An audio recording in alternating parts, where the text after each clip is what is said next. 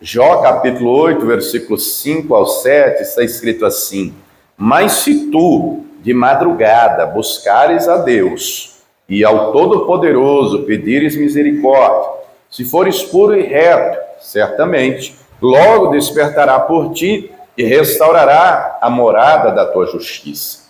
O teu princípio, na verdade, terá sido pequeno, mas o teu último estado crescerá em extremo. Vou ler mais uma vez, Jó capítulo 8, versículo 5.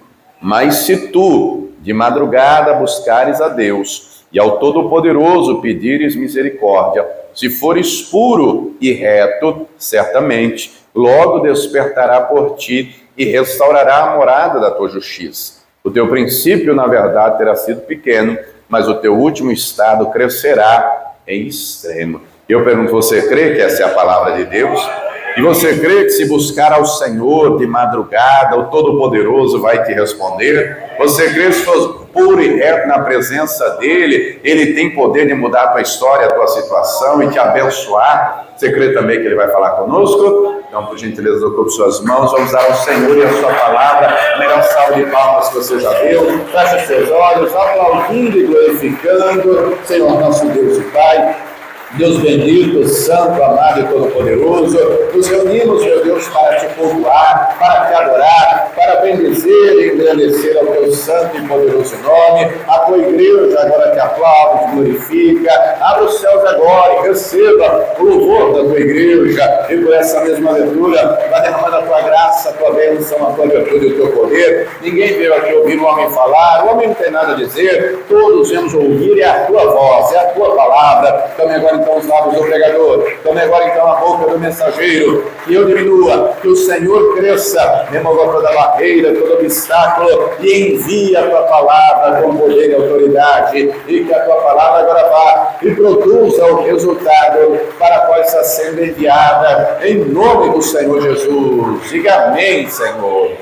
Tome teu assento, por gentileza, mas preste muita atenção. Se você trouxe aí papel e caneta, tome nota do que vai ouvir e aprender. Aconselho a trazer sempre papel, caneta, anote tudo, confira tudo. Todo cristão tem a obrigação de conhecer a palavra de Deus. Se porventura não trouxe papel e caneta, mas trouxe o celular, coloque no modo avião e você utiliza o bloco de notas para tomar nota do que vai aprender. Deus quer que a palavra dele esteja não só no papel ou no meio digital, o local para qual Deus envia e quer que ela esteja aqui dentro do nosso coração. Amém? Muito bem. No texto que lemos, e tudo foi escrito para nos ensinar, para nos instruir, vou lhe fazer um resumo do contexto. O livro de Jó, dizem muitos estudiosos, em termos de datação, é o mais antigo da Bíblia. Jó é contemporâneo de Abraão, porque uma vez que vem Moisés e a lei vai ser a referência durante 1500 anos até Cristo. Em Jó não tem Moisés, não tem lei, não tem ainda tabernáculo, não tem nada disso. Ele é o sacerdote do seu lar, é ele, não é, o intercessor da sua família, ele serve a Deus, e você conhece bem a história do Jó, não é? Deus permite uma tragédia na vida dele, mesmo sendo Jó reto, sincero, temente, se desviando do mal. Os amigos de Jó chegam e diz o texto que durante 7 dias eles sentam, eles choram porque a dor era muito grande. Ninguém tem palavras para falar. Irmãos, tem momentos na vida que palavras não dimensionam a dor, seja o luto, seja uma doença incurável, enfim. Há momentos na vida que palavras não resolvem, não tem muito significado. Mas depois de 7 dias, eles se levantam, não para se solidarizar a Jó, no sentido de lhe estender a mão, mas na cabeça daqueles 3 amigos, tal tragédia, tal desgraça, não viria na vida de alguém, senão em decorrência dos próprios pecados. E é por isso que os amigos de Jó vão, apontar o dedo para o Jó. Se você ler aqui os primeiros versículos, é um dos amigos do Jó, chamado Bildade, que em primeiro momento vai falar que Deus não erra, que Deus não distorce seu juízo, que Deus aplica justiça.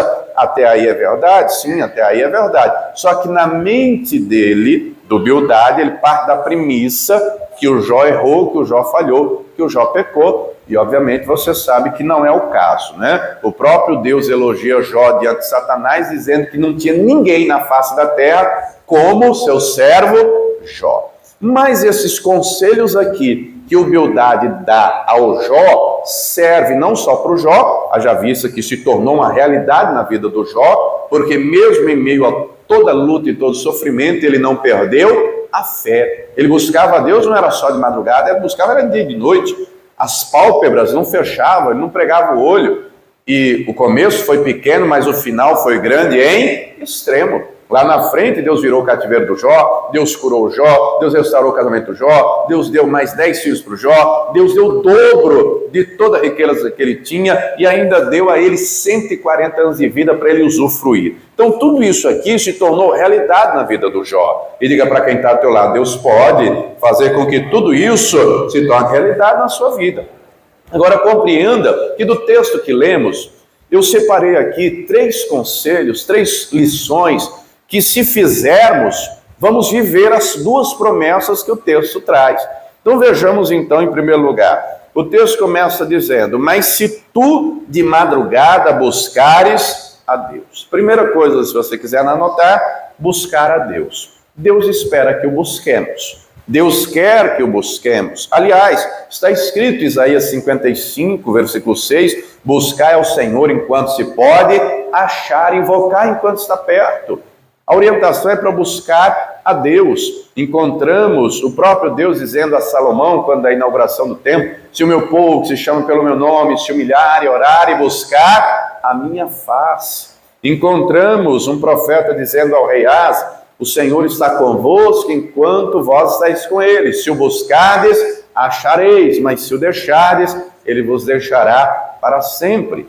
Note que através de Jeremias, Deus vai dizer, buscar-me-eis e me achareis quando me buscar de todo o coração. Então a busca, se não for sincera, se não for verdadeira, para Deus não vale nada.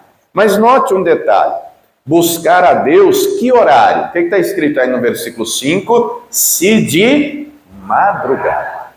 Nesse tempo aqui, madrugada, ou meia-noite, era o meio da noite. Nesse tempo aqui o povo dormia cedo e também acordava cedo. É diferente da nossa rotina de hoje. Hoje a maioria esmagadora das pessoas, a título de pesquisa rápida, quem aqui dorme de meia-noite em diante? Olha aí, mais da metade.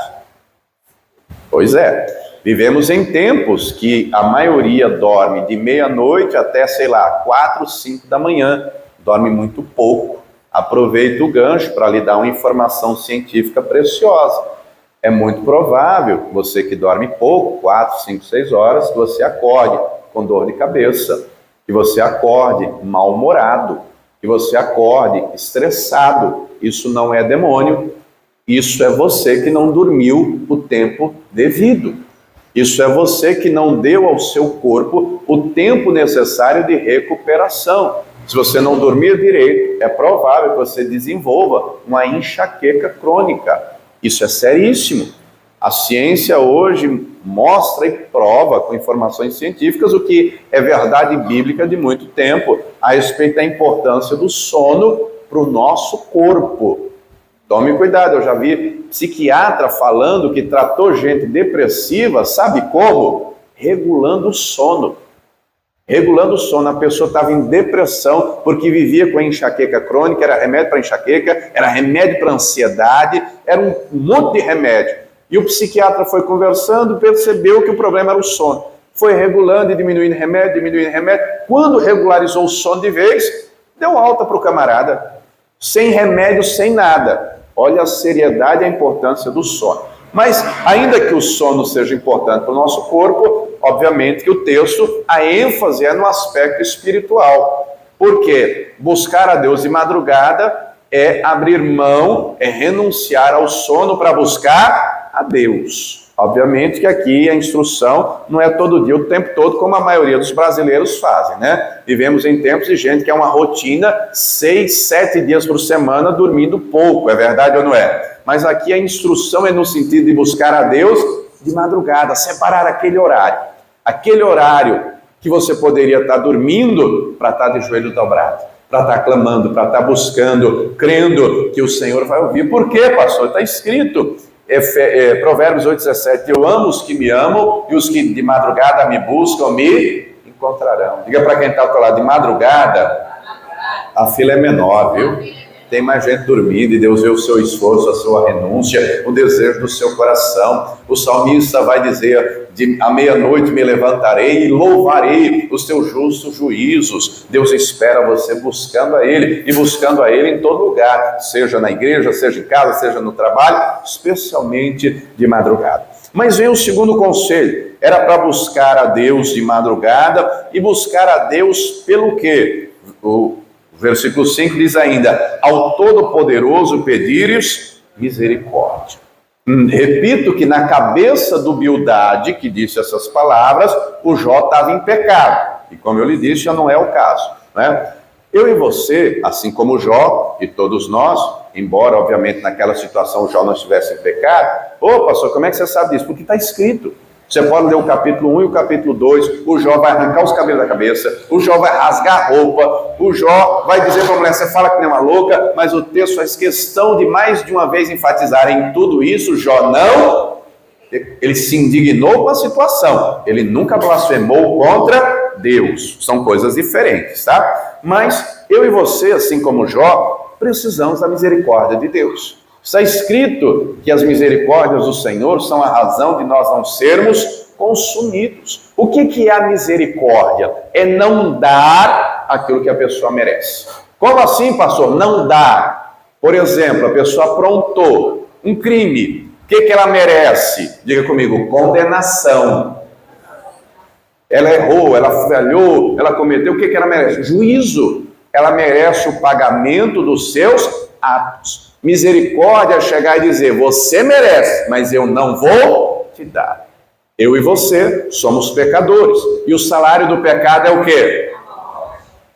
Está escrito, Romanos 6:23. O salário do pecado é a morte. Mas o mesmo versículo complementa dizendo, mas o dom gratuito de Deus é a vida eterna por Cristo Jesus. Querido, Deus não só tem misericórdia, mas Deus tem graça. Enquanto a misericórdia é não dar o que se merece, graça é dar além do que merece. Eu e você merecíamos inferno e lago de fogo, mas Deus resolveu não só nos perdoar, não só tomar sobre Ele a condenação que era nossa, mas Ele resolveu dar a mim e a você o sangue dEle, Ele resolveu dar a mim e a você a vida eterna, Ele resolveu preparar para mim e para você um novo céu e uma nova terra, Ele resolveu dar para mim e para você vida vitoriosa, vida abundante, vida abençoada. Quem está entendendo, diga glória a Deus. Então precisamos da misericórdia. Aliás, Tiago 2,13 diz que a misericórdia vai diante do juízo. Antes de Deus executar o juízo, Deus manda primeiro a misericórdia. Encontramos vários exemplos disso, como no caso dos ninivitas. Antes de Deus destruir Nínive, Deus manda Jonas. E a mensagem é dura, enfática, pesada. Em 40 dias essa cidade será destruída. Mas o rei de Nínive chama o povo para vestir pano de saco, se humilhar e orar diante de Deus, se converter das más obras.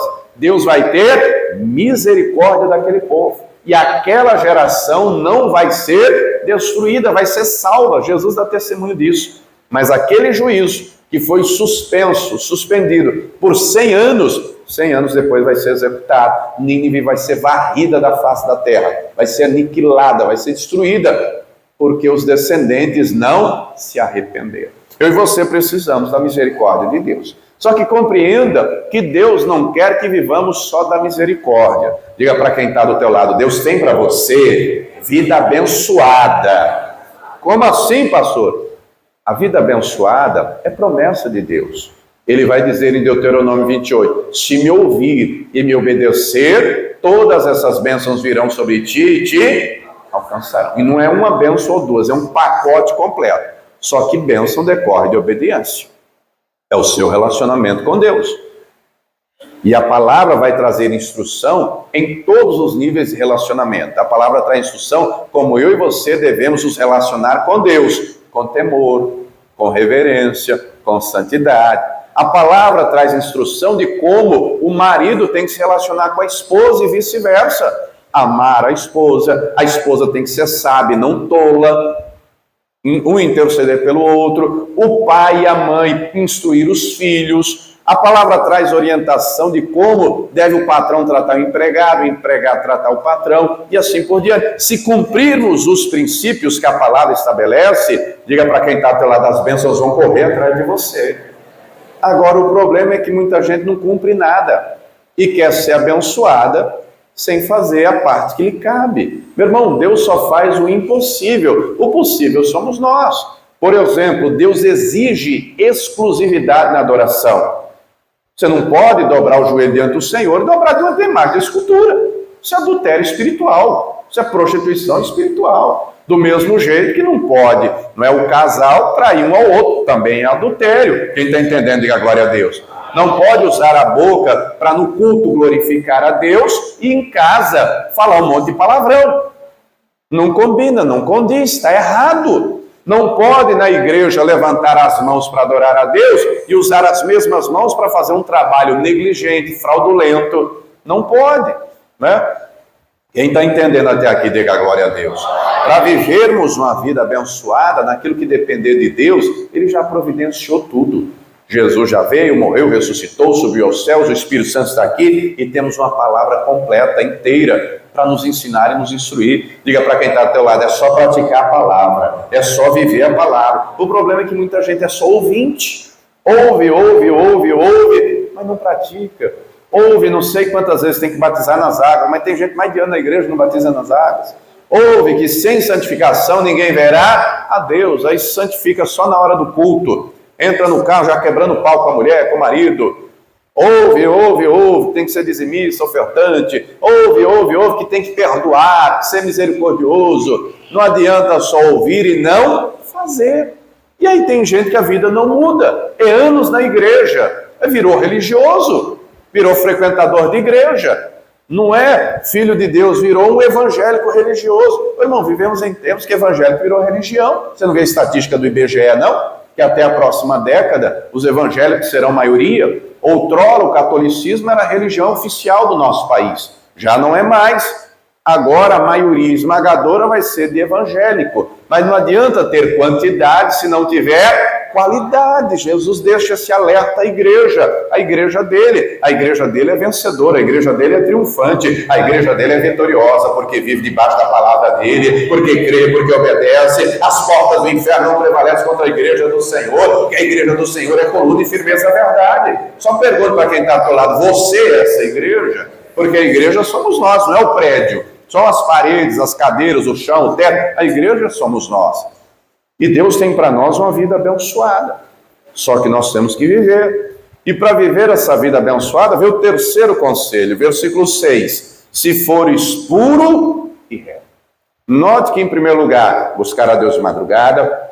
Em segundo lugar, clamar por misericórdia, no caso, uma vida abençoada, né? E ser misericordioso, obviamente, claro, porque quem é misericordioso também alcança misericórdia. Quem for implacável, não dá misericórdia a ninguém. Você conhece gente que mata na unha? Você conhece gente que paga na mesma moeda? Quem não faz misericórdia, não vai receber misericórdia de Deus. Leia o texto de Tiago 2,13. O juízo será sem misericórdia para aqueles que não fizeram misericórdia. Não é? Aliás, é bem-aventurados misericordiosos que alcançarão misericórdia. Mas aqui no versículo 6, se fores puro e reto. Obviamente que Jó já tinha essas características, haja vista que o próprio Deus disse isso. Não foi o Jó que bateu no peito e disse, o cara sou eu. Não foi a mulher batendo palma para o Jó. Os filhos estão sempre... Foi Deus. Deus disse, não tem ninguém igual ao Jó. Reto, sincero, temente, se desvia do mal. Mas esse conselho serve para todos nós. O que é ser puro? O contrário do puro é o impuro. No Antigo Testamento, você vai ver várias vezes, se você estudar o Antigo Testamento, quando Deus vai falar de purificação, basicamente, você vai ver repetido uma instrução. Tomar banho e colocar roupa limpa. Você vai ver isso várias vezes. Por quê, pastor? Porque a turma não tinha água encanada, como eu e você. Você toma banho todo dia, sim ou não?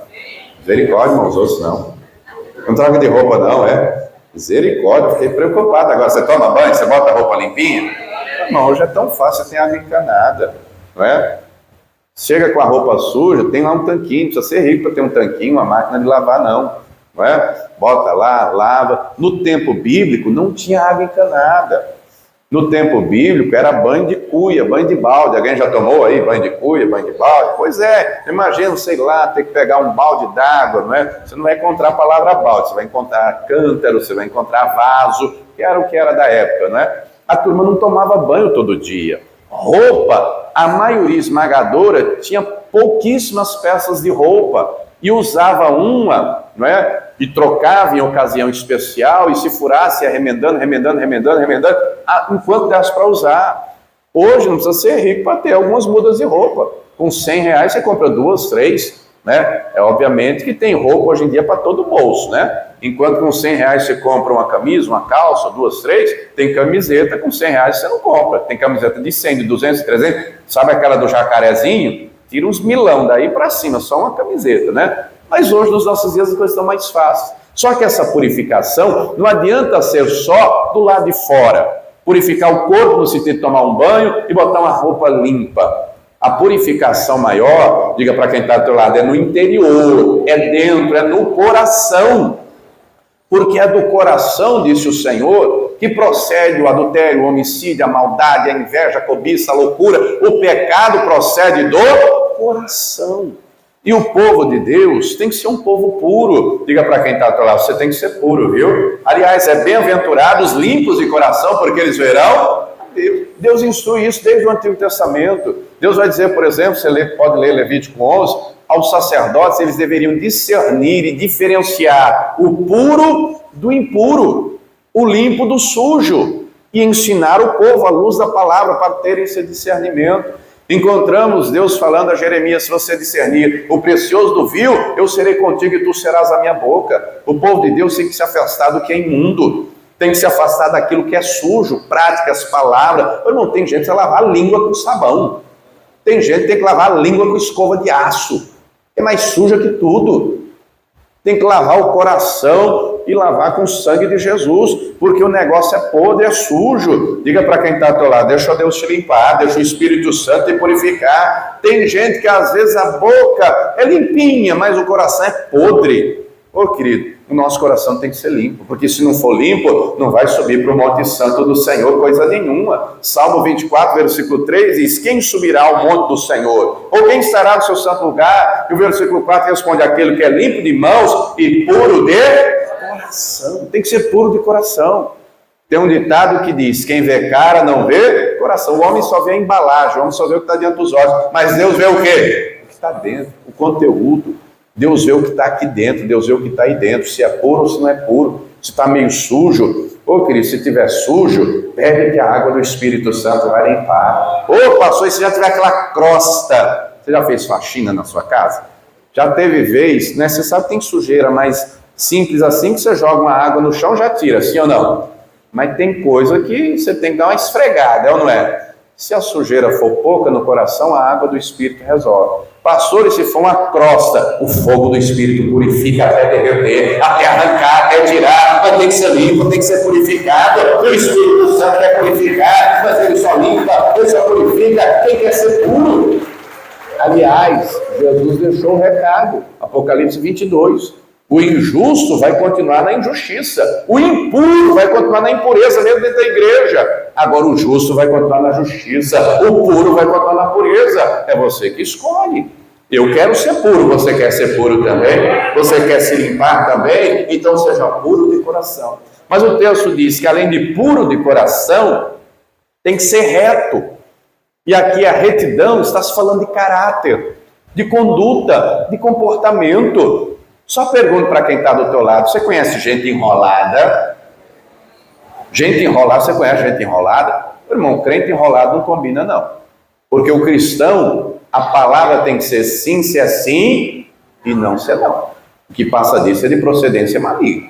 Crente enrolado não é crente não. Não se converteu não é cristão não.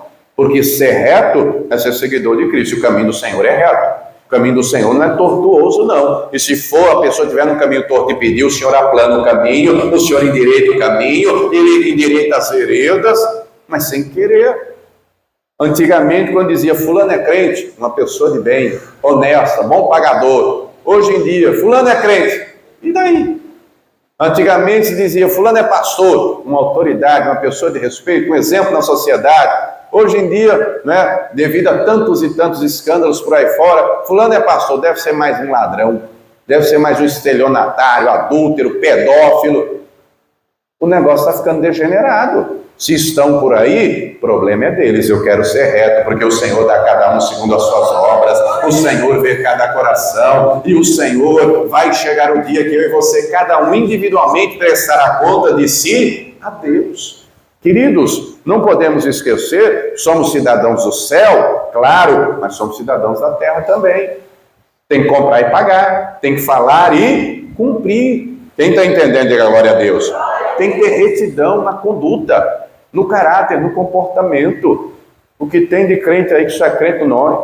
Esses dias, um conhecido meu, falando que foi uma festa ali de aniversário, ele falando festa de aniversário, de casamento, ele falando para mim, rapaz, só tinha de crente o nome, porque depois das tantas lá, saiu umas músicas lá, saiu uns negócios lá meio esquisitos. Parecia que o povo esqueceu que é cristão. Saiu música do mundo, saiu tanta coisa, dali a pouco até bebida alcoólica tinha. Falei, meu Deus, não se converteram não. Diga para quem está do teu lado, é bom ser reto, viu? Porque com Deus a coisa é reta, não faz curva não. Caráter. Mas quando fazemos a nossa parte, note os 3 conselhos. Diga comigo, buscar a Deus de madrugada. Diga comigo, clamar ao Senhor por misericórdia, vida abençoada. Terceiro, puro de coração e reto de mãos. Quando fazemos a nossa parte, Deus faz a dele. Só pergunto para quem está ao teu lado, você está fazendo a sua parte? Irmãos, que o ser humano é tendencioso só a cobrar a parte dos outros. O ser humano é tendencioso a cruzar o braço e dizer, oh Deus, cadê minha bênção? Por que o Senhor não fez ainda? É para ontem. Eu estou aqui esperando minha bênção. E não faz nada. Não muda, não se converte, não muda a conduta. Diga para quem está ao teu lado, Deus quer você para Ele. Deus quer o seu coração para Ele. Deus quer o seu corpo para Ele. Deus quer você inteiro para Ele. Para que Ele encha você com a glória dEle, com a presença dEle. Para que através da tua vida, das tuas palavras, da tua conduta, o nome dEle seja glorificado. Para que você seja um sal da terra e luz do mundo. A prioridade é o reino dEle, a justiça dEle. E as demais coisas Ele vai acrescentar. Por isso que, além dos conselhos, vem depois as consequências, a recompensa. Versículo 6. Se fizermos a nossa parte, olha o que o Senhor fará. Certamente, estou em Jó capítulo 8, versículo 6. Certamente, logo por ti, despertará por ti e restaurará a morada da tua justiça. Ou seja, vai despertar por ti, vai despertar. O que isso quer dizer, pastor? É Deus se levantar e estender a mão para te ajudar. Oh, querido, você pode estar em luta, em angústia, em adversidade. Se você buscar e crer e confiar, Deus vai estender a mão para você. Deus vai ajudar você, Deus vai fortalecer você. O salmista, entendendo isso, ele diz no Salmo 54:4, eis que Deus é o meu ajudador. Hebreus 13, versículo 6, está escrito, ousemos com confiança dizer, eis que Deus é o meu ajudador, não confiarei no que me pode fazer o homem.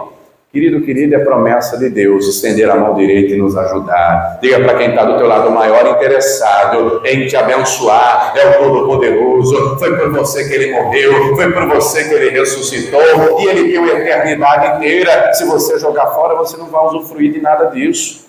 Deus tem um plano e um propósito que vai acontecer comigo e com você ou sem nós. Deu para entender? O plano de Deus é eterno. Ele espera que eu e você queiramos fazer parte. Se não quisermos, vai acontecer do mesmo jeito. Do mesmo jeito. Está escrito, elevo meus olhos para os montes, de onde me virá o socorro? Vem de onde? Levante a mão e declare, vem do Senhor que fez o céu e a terra. Ele é o socorro na hora da angústia. Ele não deixa vacilar o nosso pé. Ele é o que nos levanta. Ele é o que nos fortalece. Ele é o que dá força ao nosso coração. É o que traz refrigério à nossa alma. Ele é o nosso prazer, a nossa alegria. Ele é a nossa proteção e a nossa segurança. Ele age em nosso favor. Ele age. A recompensa vem do Senhor. Ele se levanta, ele desperta, ele age. Mas o versículo 7 tem uma outra promessa, além de Deus agir, de Deus intervir, e aqui ao longo da Escritura, obviamente, encontramos vários exemplos disso, né? E antes de passar por versículo 7, deixa eu lhe fazer um comentário importantíssimo, Porque essa recompensa aqui, que acabamos de ler no versículo 6, é para quem vive pela fé, é para quem vive no Espírito. Porque o cristão almático, ele não consegue ver isso, ele não consegue enxergar isso, porque ele é almático, ele vive na alma. E a alma é sede de emoção e sentimento. A alma é igual a montanha-russa, irmão. Uma hora está lá em cima, outra hora está lá embaixo. Ou seja, uma hora está rindo, outra hora está chorando. Não aconteceu isso no mesmo filme? Você vê uma cena e dá risada, dali a pouco vê outra cena e chorar. Não aconteceu isso? Ela aconteceu no mesmo dia querer abraçar alguém, depois querer pegar pelo pescoço. Uma alma é bipolar. A alma tem transtorno. A alma é assim. E a alma vai por aquilo que está diante dos olhos. A alma, uma hora você pode abraçar, outra hora pode querer esganar. É diferente do Espírito. O Espírito Santo vem habitar no nosso espírito. E na hora do choro, que o Espírito vai bradar aqui dentro e dizer calma. Na hora da angústia, que o Espírito Santo vai dizer eu estou com você. Na hora da luta, o Espírito Santo vai lembrar a palavra. Na hora de querer fazer uma besteira, o Espírito Santo, opa, presta atenção, não faça isso. Quem dá ouvidos à voz do Espírito Santo tem proteção, tem livramento.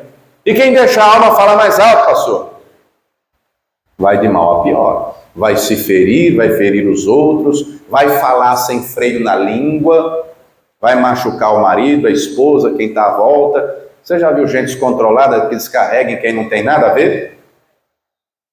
É almático. Porque quem vive no Espírito, o Espírito ensina a ter domínio. É óbvio que não é do dia para a noite. Tudo com Deus é um exercício diário e constante. Exercendo a fé, não é? Exercendo a fé. Quem vive no Espírito acredita, Deus tem promessa para mim, Deus tem palavra para mim. Eu posso estar hoje no choro, mas a palavra diz que o sol da justiça vai nascer, a alegria virá pela manhã. Eu posso estar hoje em luta, mas Deus tem para mim vitória. Eu posso estar hoje em angústia, mas Deus tem para mim refrigério. É palavra de Deus, é promessa de Deus. Versículo 7, última promessa, o último estado.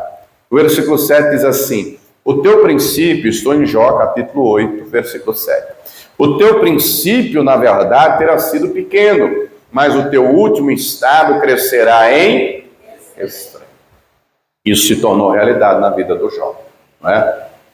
Deus operou algo extraordinário na vida do Jó, mas Deus opera na vida de quem crê e de quem é fiel também. Não foi só exclusividade da vida do Jó. No caso do Jó, no auge da angústia, do sofrimento, corpo cadavérico, magro, não comia, não se alimentava, pálpebras negras e não pregaram os olhos, alma tendo tédio da vida, ele sabia diferenciar, isso aqui é a alma.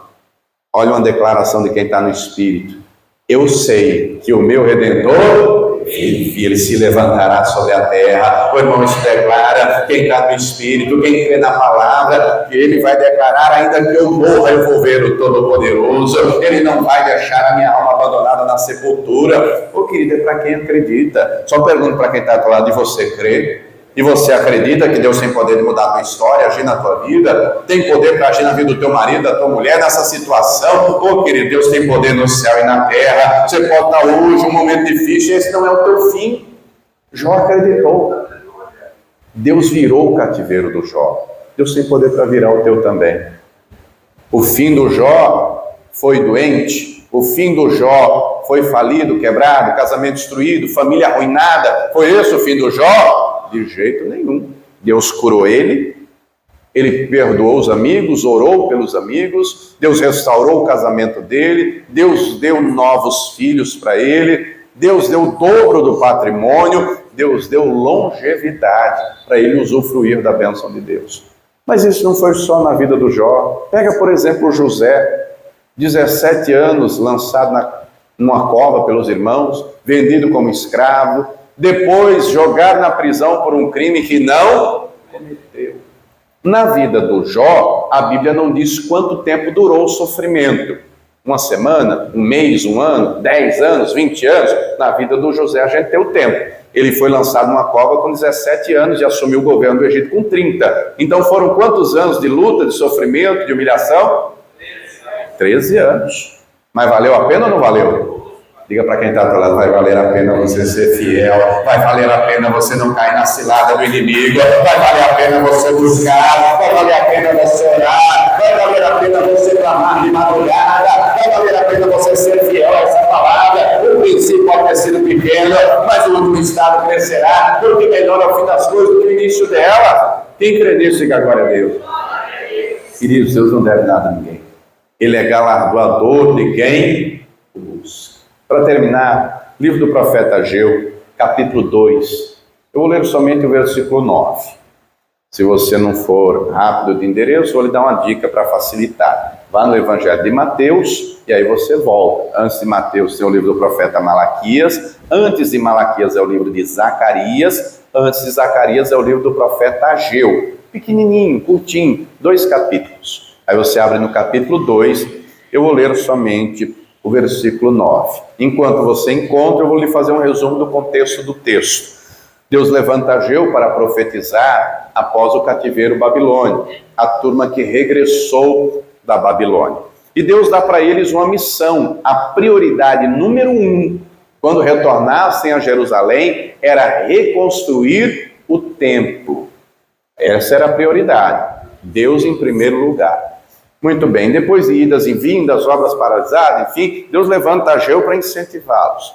E alguns vão ficar entristecidos porque havia no meio daquele povo idosos que no passado, anos antes, haviam visto, conhecido, entrado no templo que Salomão havia construído.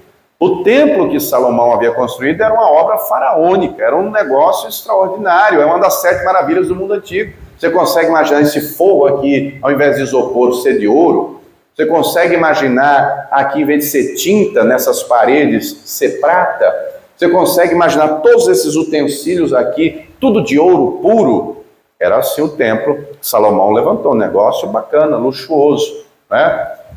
Só que este templo foi destruído. E agora este povo aqui, eles não têm o recurso que o Salomão tinha. Eles não têm a prata nem o ouro que o Salomão tinha. Tanto é que o próprio Deus vai dizer aqui, minha prata, meu é o ouro, diz o Senhor. Qual é o material que eles dispõem para reconstruir o templo? Pedra e madeira. Só que Deus não está preocupado com o material que eles vão usar. Para Deus tanto faz se é ouro, prata ou pedra e madeira. Na época do Salomão tinha ouro, por isso foi construído com ouro. Nessa época aqui não tem, então tem prata, tem madeira. E aí, Deus vai usar Ageu para dizer, incentivá-los, trazendo uma palavra profética. Encontrou? Ageu 2, versículo 9. A glória dessa última casa será maior do que... querido, no contexto do texto, foi nesse templo que Jesus entrou. Mas compreenda você que você pode estar hoje em luta, em angústia, em adversidade, mas não se compara com a glória do Senhor que vai se revelar em você e através de você. Compreenda você que você é o verdadeiro templo, onde o Senhor quer derramar glória. Ele quer ver você buscando, Ele quer ver você clamando, Ele quer ver você perseverando, porque Ele vai te encher com a palavra dEle, Ele vai te encher com a glória dEle, e através de você a glória dEle vai ser resplandecida. Quem está entendendo, diga glória a Deus. Se coloque de pé, por gentileza. A glória dessa última casa será maior do que a primeira, diz o Senhor dos Exércitos, e neste lugar darei a paz, diz o Senhor dos Exércitos. Só diga para quem está do teu lado, você é este lugar. Você é este lugar que o texto aqui fala. Você é este lugar. A título de contextualização do tempo que vivemos, não sei se você tem acompanhado as notícias, nós estamos no tempo do fim, não é? Estamos na iminência do fim. Os fatos estão acontecendo, as profecias bíblicas estão se cumprindo. Lá em Israel já tem a maquete, a planta do terceiro templo, já tem todos os utensílios preparados. A Universidade Hebraica já tem o Instituto do Templo, com tudo preparado. Já tem lá as bezerras ruivas. Pastor, nunca ouvi isso. Depois, coloque no YouTube, na internet, a mensagem, coloca assim, João Ribe Palharim, a bezerra ruiva. Que pregação tremenda sobre isso. O que é essa bezerra ruiva, pastor? Números 19. Era um animal específico para consagrar o templo, para purificar o templo. Essas bezerras não tem lá em Israel. Procuraram no Oriente Médio, não acharam. Sabe onde acharam bezerra ruiva sem mancha nenhuma? No Texas, nos Estados Unidos. Gente saiu lá de Jerusalém para ir lá no Texas, do outro lado do mundo. E aí o pessoal de Israel falou para o fazendeiro, dono das bezerras, do gado, falou: olha, não leve a mal não, mas estamos atrás desse tipo de animal, sem nenhuma mancha. E aí o dono do gado disse: eu acredito, porque eu sou cristão. E quando eu coloquei no coração, que queria essa fazenda, essa terra, Deus colocou no meu coração que era para eu criar esse tipo de gado. Bezerra, gado ruivo, sem mancha nenhuma. Pastor, o que quer dizer isso? Esse gado ruivo, essas bezerras ruivas, são para consagrar e santificar o templo que será construído. Pastor, o que eu tenho a ver com isso? Nesse templo que em breve será construído, está escalando lá a tensão entre Irã e Israel, e tem que aumentar, porque tem que vir um acordo de paz entre árabes e judeus. Nesse terceiro templo, sabe quem vai ser o primeiro a entrar lá, pisar lá, se assentar lá, querer se dar uma de Deus? O anticristo. O anticristo vai sentar lá. Jesus disse isso em Mateus 24. A abominação da desolação no lugar santo, o anticristo. E vai enganar a muitos. Muitos vão acreditar. Pastor, o que isso tem a ver comigo? Tem a ver que a igreja do Senhor será arrebatada. E eu pergunto, você acredita nisso? Só que para ser arrebatado, o Senhor Jesus disse: se alguém me ouve, se alguém me ama, aliás, guardará a minha palavra, e o Pai o amará, e viremos a Ele, e faremos nele morada. Você é o lugar em que o Senhor quer manifestar a glória dele. Ele quer ver você fazendo a sua parte para que ele faça dele. Tem muita gente que só quer Deus fazendo tudo e não faz nada, não ora, não jejua, não se consagra, não se santifica, não estuda a palavra, é um analfabeto bíblico. Queridos, nós temos que fazer a nossa parte, porque a de Deus é garantida, a de Deus é infalível. Deus tem vitória para mim e para você nessa terra, mas principalmente, Deus tem uma eternidade inteira preparada para quem o ama, para quem for fiel, para quem perseverar até o fim. Sozinho não conseguimos. É necessário a atuação direta do Senhor. Como assim, pastor? Diga para quem está do lado: o Espírito Santo te enchendo, o Espírito Santo te revestindo, o Espírito Santo fortalecendo. O próprio Senhor Jesus vai dizer: se vocês que são maus sabem dar coisas boas aos filhos, ele dá exemplos. Que filho pedir ao pai um pão e o pai vai dar uma pedra? Que filho vai pedir ao pai um peixe e o pai vai dar uma serpente? Ele disse: vós sendo maus sabeis dar boas dádivas aos vossos filhos, quanto mais o Senhor dará o Espírito Santo àqueles que lhe pedirem. E eu pergunto: você tem sede e vontade para buscar ao Espírito Santo e se encher e se revestir da presença dele? Porque se buscarmos primeiro a ele, o reino dele, a justiça dele, as demais coisas serão acrescentadas. A obra do Senhor acontece em nós de dentro para fora. Ele vai purificando o coração, tirando a sujeira do pecado, tirando a imundície. Ele derrama água em princípio, a água é símbolo do Espírito. Ele passa o fogo também, purificando e tirando toda sujeira, para que assim sirvamos ao Senhor, para que assim tenhamos prazer em buscá-lo, para que assim ele venha, estende a mão, ajude, abençoe, faça uma obra completa. Eu pergunto: você quer o Senhor fazendo essa obra completa na sua vida? Você quer deixar ele trabalhar no teu coração, no teu interior?